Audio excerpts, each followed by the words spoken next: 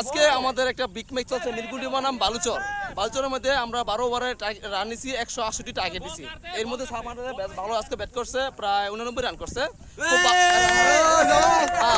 আর আজকে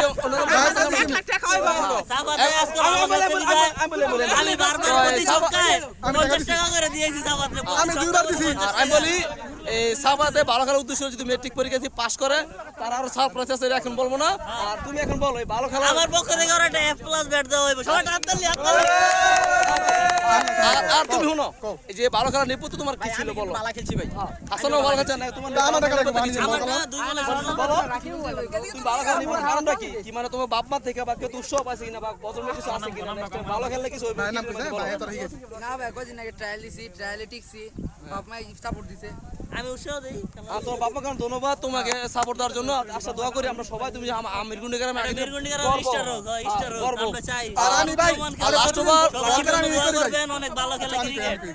আমি ওরা প্রতিদিন বল করা প্র্যাকটিস করা প্রতিদিনই করাই দিছি আমি তোমার হেল্পার হইলো না ওরা ছক্কা মাইরা মাইরা প্র্যাকটিস করে। উইকেট আমি লই আবার তুমি সবাইকে ধন্যবাদ দাও।